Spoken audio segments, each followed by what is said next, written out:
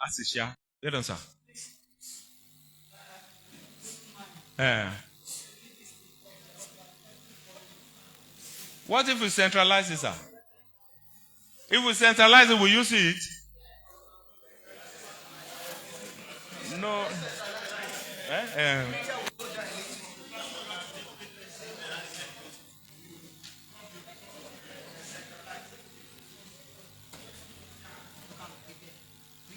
You know, say when will they come?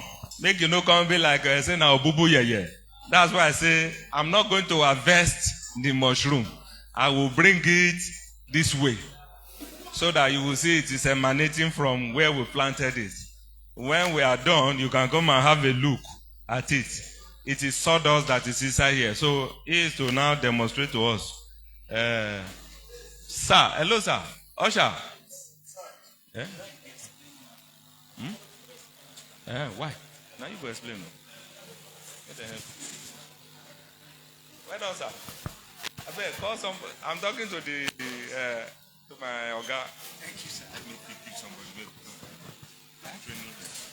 You should explain on this one. Who?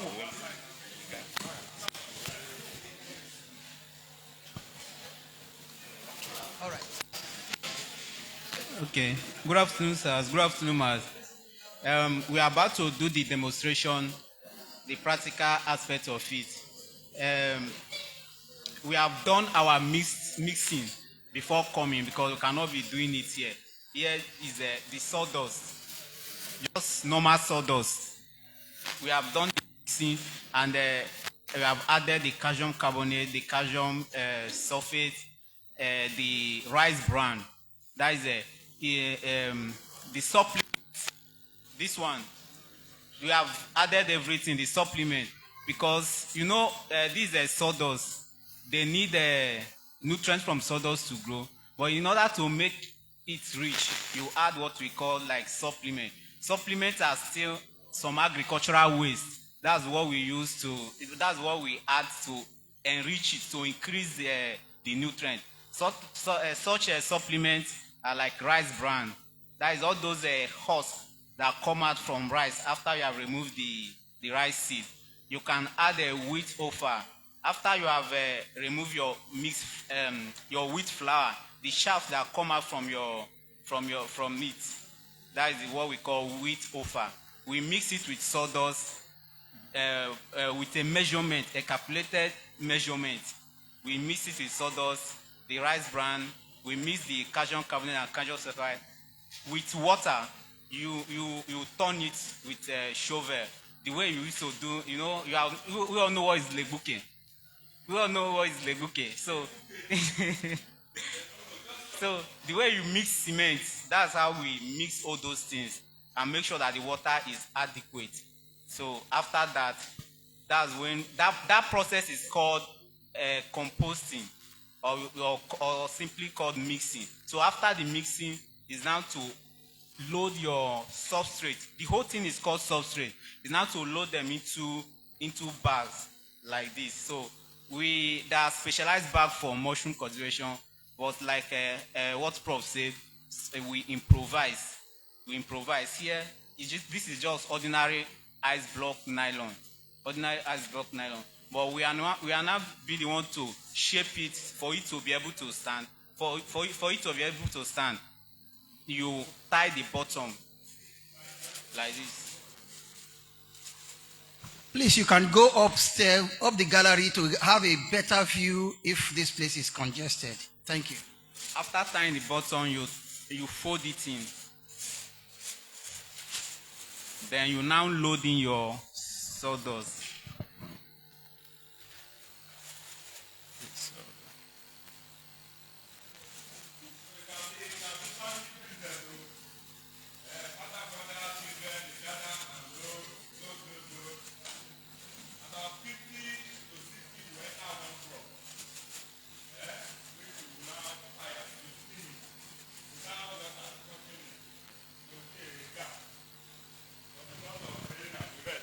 Carry the steamer here. No. I can talk. I'm the teacher. I could not carry the drum here. But it's ordinary drum. Ordinary. We all know oil drum now. You just it has 3 layers. So you pour water to the first layer, then you use something to suspend all these bags, so that water does not. It's like when we are doing what do you call it? My now. Those days, I don't know now, but we used to put, our mothers used to put sticks or whatever under, pour enough water, then before they start arranging the my inside tin, agolo, pagolo, yes, you start adding it and you fill it up and you cook it and it will done. The same thing with this one. So you steam it for 3 hours. So what it's doing here now is preparing it for firing. So don't say boiling, we steam. But the technique, when you come for the proper training, we tell you the word to use. It's pasteurization. So that all of us go to speak the same grammar. Pasteurize. So tight, do the.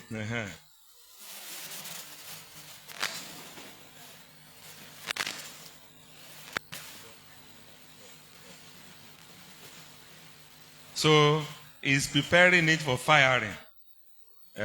For pasteurization. You can see how it is now. What's it? This is 1.5 kilograms. There is something we do to ensure that the water is sufficient. If the water is not sufficient, then the mushroom will not grow well. You will, even this one, because of the rain and the rest, we could not, and we're all in. We could not, you have to add water gently, you keep turning like you are mixing sand and cement. You turn gradually, and you keep doing squeeze test. This is what we call squeeze test. Something like this, you now squeeze it hard. Little drops of water will be coming in from your hand. Then the moisture content is what? Enough. Until you get to that level, you will see. But if you cannot carry one bucket, turn inside though. If you turn, it will be too much. Wahala don't come. You will now start adding dry sawdust, dry this, dry that. If you are not careful, you will keep doing that till day break or nightfall. So you will be adding it gradually, until you get the right thing.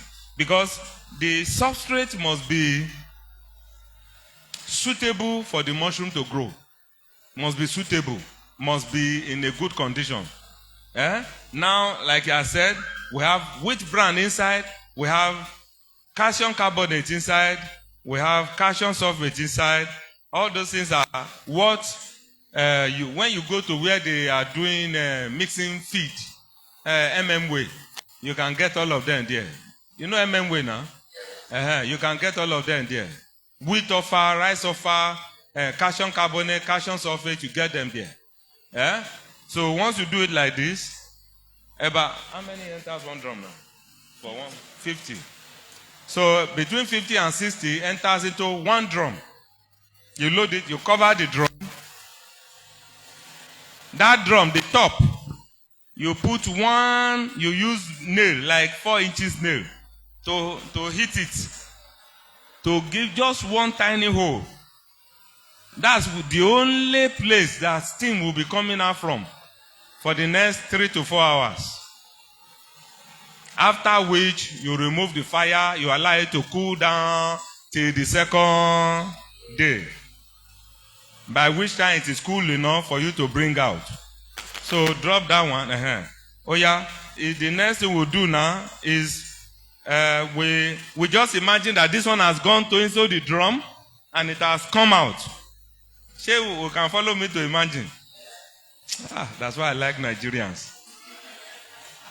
You know, one lecturer said, "Oh, you both know if you imagine like us." That's why we excel when we go abroad. Because they don't train us to imagine. So this thing has come, we don't need water. So it has come out from the drum now. Warm. So by the time you bring it out, after like 2-3 hours, it has cooled down enough. So you want to inoculate. We call it inoculate. You want to plant. Because if you don't plant the mushroom material inside here, nothing will happen. Like the slide I showed you, you can see all of them were like this, Abi, as against this one. So we want to make this one to look like this. We have to plant this one on this. So, boy, do it. Now you wonder why we are owning flame. If you want to really do it, nobody this kind of table you go use. Oh, you use a table with a very smooth surface, maybe with formica or anything smooth. You clean it up very well. Then you use methylated. Oh boy, go ahead. Small. Not demonstration. You use what do you call it? Methylated spray and cotton wool to clean the surface. You know when you go to hospital, you know why they first use the cotton wool to clean where they want to inject? Why? The surface of your bum has some contaminants. So if they don't clean it, as they push the injection inside, the contaminant will enter. They don't want it. Before you know, abscess, this and that, all kinds of things. So that's why they, first of all, they clean the surface, sterilize that place. When the surface is so, all the germs here will remove. Then they will inject. So that's what he's doing here now. He has cleaned this thing with methylated spirit. This fire here is performing another function.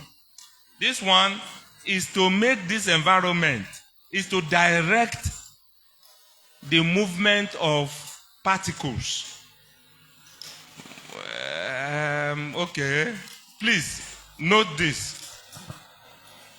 As today here, so there are spores all over here. Spores, particles in the air that you cannot see with your eyes. Invisible. So, but I tell you one thing. If you come here now, you feel the heat around here. Am I right? This fire has an area of influence. It's influencing an area. Particles cannot drop down like this in this place. Particles will only go up like this, yeah? Come down, it can go like this. Up. No particle will come down like this. Yeah, no. Even now, we grow up for village. When would they set fire for bush? When would they make fire? You know, they see particles like small flecks of fire. Now up, if they go. If they come down, now this one are the smaller version. So nothing drops near, no particle, those tiny particles drops near the fire. So when we do all this work near the fire, as we open this thing now, you know, we don't use steam to kill all the germs, knock them down here now. So as we open this thing near the fire, no particle will drop down into it. That's why we are putting on the flame. So we are doing, he has taken some out, he wants to inoculate it, so inoculate.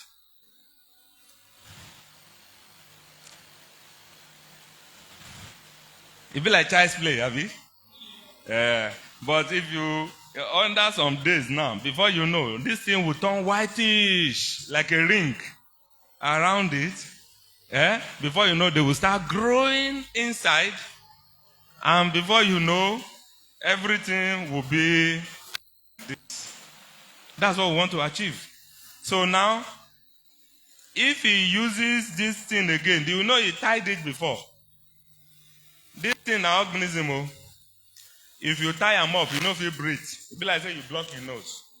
So you do it differently now. You use PVC pipe. We have cut PVC pipe to this shape, to this size. Oh yeah, use that. Just do the go. To this size. We call it PVC neck. You know, it be like neck. So that's what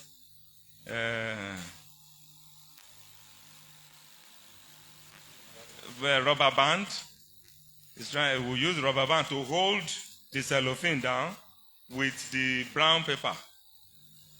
Igbo man goes say Ogola, you don't finish. So this one now, you will not write the date on it. You will not write the date on it. The mushroom, if you are growing like 2-3 mushrooms, you write the name of the mushroom on it and you write date. So like this one now, you can see the date on it. This one has been since April. We had many then, so we kept some down. If you keep, that's why I would say if you do this thing every week, the time harvesting comes, you keep what? Harvesting of it. You keep what? Harvesting. That's how you keep harvesting throughout. So, when everything is whitish and that's what you do to it now. What do you do to this? You go and keep it in a cool, dry place that is not under sun, or in a room where rats, because rats will chop this thing, where rats will not attack it. And it's safe. You keep it there. After like a month, everything will be whitish. Then, what we usually advise is you wait until you see the primordium, that's the young mushroom fruiting body, pushing out from there, meaning it is ripe for you to open it up. We open the mouth, we spray with water. In fact, if at our center we have now sack sprayer, dedicated not for herbicide and for mushroom, dedicated for what? Mushroom. He wears it. We spray the opened surface. We spray the open surface. We open it. Show them. Just open it.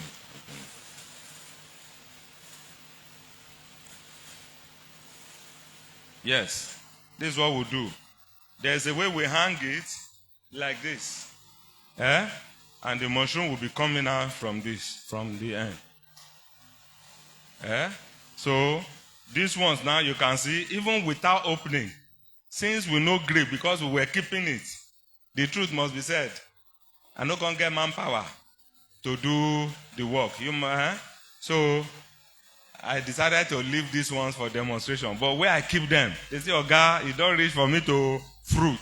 It don't reach time to nine, they take force themselves out. But normally, this is what we do. We keep it. If you come to our center now, you see them. We keep it like they will hang them. There is a way we hang them. You spray them with water every day. Sure, you know, the spray you will give now under this rainy condition will be lighter than the one you give during Harmattan. In fact, during Harmattan, you may see yourself spraying 3-4 times in a day. But this time, once a day is enough. At times, you may even skip. You may be jumping one day in between. Before you know, you'll be harvesting mushrooms. You harvest from each mushroom for a month, like 5 times, all things being equal. From one bag like this, you should get half a kilo of mushroom. That's total harvest, though. I'm not saying once, so total harvest. You will get it.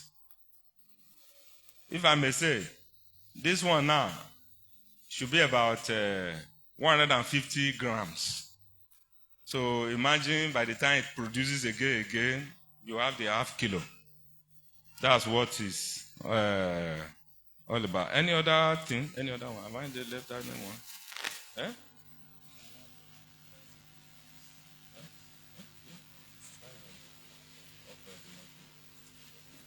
Okay, we at the center, in order to popularize it, some people say, 3.5 is too much. So what do?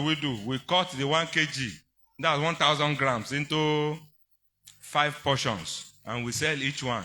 Before we were selling for 600, now we sell for 700. You know, prices of things have gone up.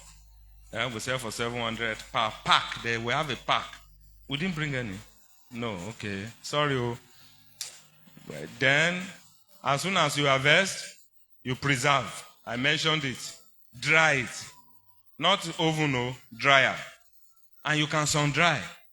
When you sun dry, it increases even the nutritional and medicinal properties.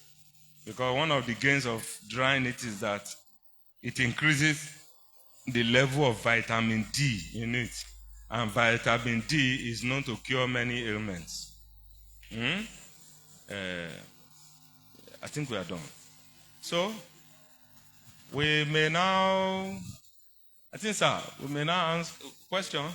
So please, the only thing will remain now is question. Yes, sir.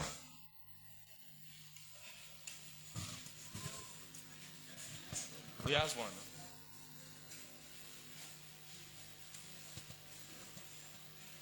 Prof, thank you. We're really happy that we have you around. The first, okay, let me ask this as a question, and the other will be, what efforts are you making? In my part of the world, I am from Isoko. In short, this thing called mushroom is out. Nothing like that. I've never tasted it. And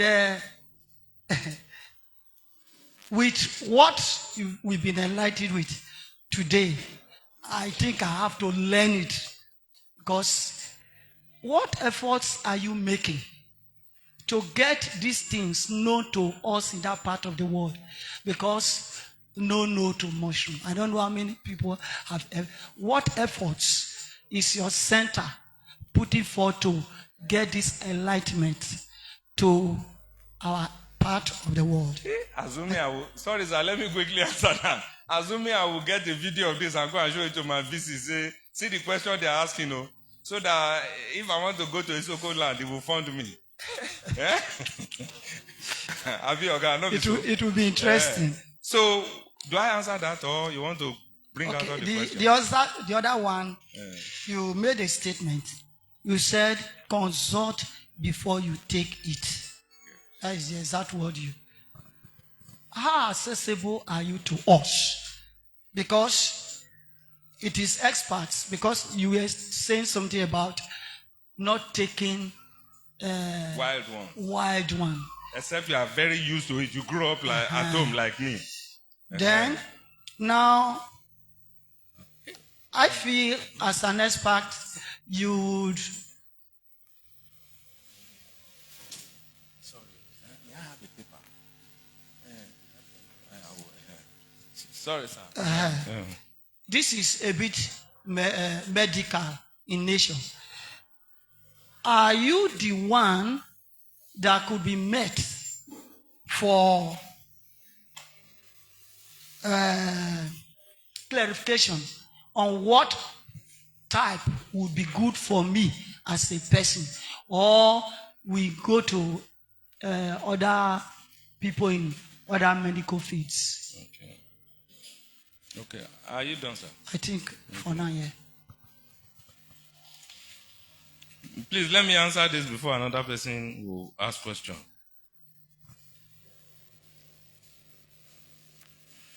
When I use the word, please consult somebody like me, a mushroom scientist, before you take Ganoderma. That's what I said. I attach that consult to a particular mushroom. That mushroom that I said is very potent. We even have it in our bushes here. But many of us don't know that it is very useful. And I said one Igbo man used to even sell it. It's the product, Gano tea. If you remember, sir, I said somebody used to sell it in sachets. A product of it from China. So it's concerning that particular mushroom, not any other. For example, if somebody has issues with BP, the person should not consume that mushroom. You know why? The thing, it agitates you. It wakes you up. And it can increase blood pressure on its own. So it's not, that's one of the reasons why I say, before you take that Ganoderma, consult. Don't just, but for any other mushroom that people are eating normal, you don't need any consultation. You don't need consultation for this one. No need for consultation. So far you are buying from a place where it is being mass produced. You are not harvesting from. Sir, if I visit you today and I see mushroom in the soup that mommy serves, I go scratch my head.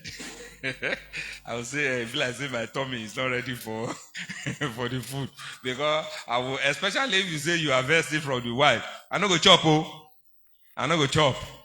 In mushroom world, we say you have many bold mushroom hunters, but there are very few bold mushroom eaters. The reason is this: when you are too bold, you don't find out about the mushroom you eat very well. It may be a poisonous one. But if it's my grandmother that harvested it from the bush, or my mother directly, I will eat because she's very. But if it's my sister or all those my young cousins at home, I go ask whether the mommy at home, the mama in the holder of the spoon, that's the mother in charge, if she saw the mushroom before it entered into the pot. If you say no, I'm not going to chop the food. Because that is what has led to poisoning in many societies. Many places some people, and because of that, they run away from anything called mushroom. Whereas this one is edible. Edible. And it's also medicinal. You can take it as tea. So that consultation has to do with that particular mushroom. Then you say, how am I helping?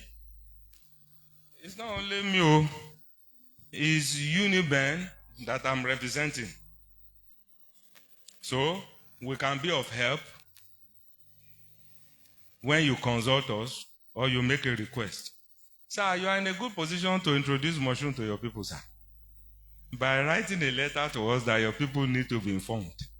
And when my Oga sees that, he go send me go there. You know, say no be from my pocket, I will go there. But if you write, inviting, say this and that, they will answer. Because there must be a reason for me to go to Isoko land or any other place.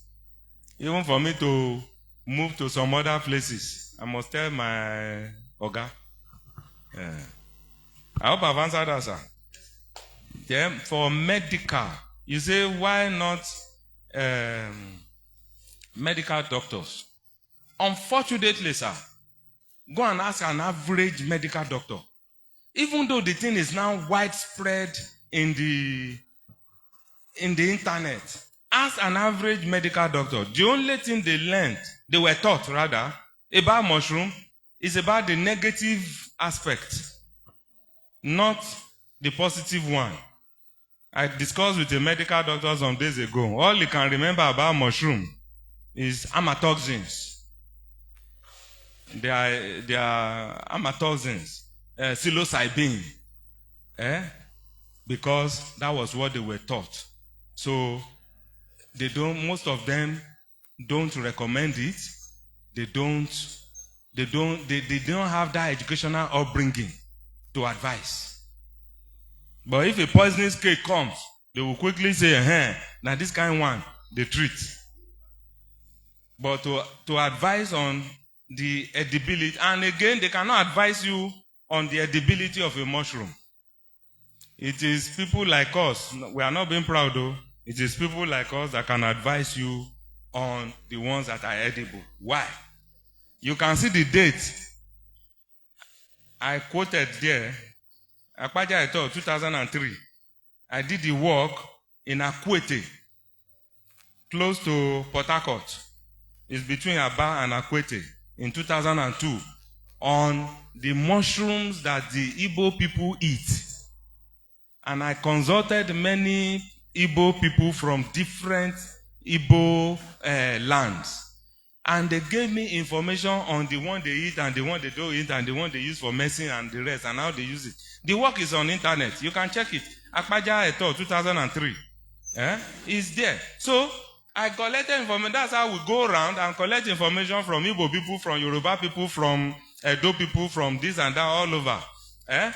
So I have a dossier of information on the ones that are edible. and the ones that are not edible, and the ones that are what? Medicinal. That's one. Two, I have information on the ones that are now cultivable among the ones that have gone round, that we can cultivate. I have further information on the ones that have been proven to be what? Edible. To be medicinal. That's to prove it scientifically. With the stage where we are now, we are extracting substances from them so that they can put them into drugs and the rest for people to consume. Because it's not everybody that will have access to the mushroom directly, like the Chinese people. Like I said, the emperor used to send soldiers into the bush. Which bush now? Who go get help up go bush now to go harvest mushroom? Those days, you are given the command to go into the bush for 3 days. You have to search and bring it to the Oba for him to consume. They go to use and do tea for him from time to time. Then the man go the day. 90 years, the man is still kicking fine. Nothing they do him or they she. So, Naim. So, the medical doctors, they have their own shortcomings because of their training. Maybe they see mushroom like snake, I don't know.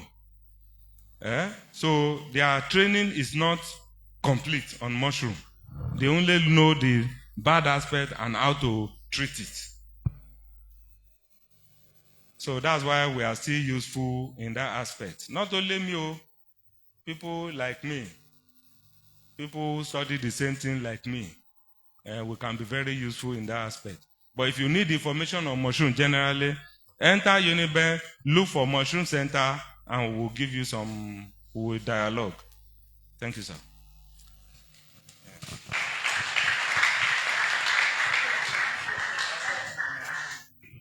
My question is not really on explanation. What I want to know is that you have told us the importance of mushroom. Where can we get them? Is it only in your center? And if it is only in your center, it may not reach some of us. So find a way to put it in, maybe in stores or somewhere. So where can we get them for now? Because this thing a long process. Before I go do one, it go don't take. So tell us. Okay. Any other question? Yes. Yes, sir. Please, sir. My uncle, thank you, sir. Thank you very much. Because we want to pay for this, I know we'll spend a lot of money. Sir, you have mentioned some tribes and others. In my place, from Akwa Ibom State. Akwa Ibom. Is it not called Urep? There is one I call Udbe Bariba. That one is strong. Because you say some are poisonous. The one I will call Fear. That one will remove it from the ground during the first rain. Yeah. That one, if you dig that place, you will see some white termite. Oh, yeah. Under that one. That's then the other one grow from a tree. That one that I used to strong. I used to see it in the Kiwa market here in Benin. So that whether that our own, are they okay? Or is there anyone that is, but we have the one that I know is 2 types. That Udbe Bariba and Bifia. So that I want to know whether those ones they are okay, because in the village they are still eating it. Before my mother and father died, they don't even know that they used to cultivate mushroom. So I now know it today. Thank you, sir. Thank you. Please let me answer these 2 questions.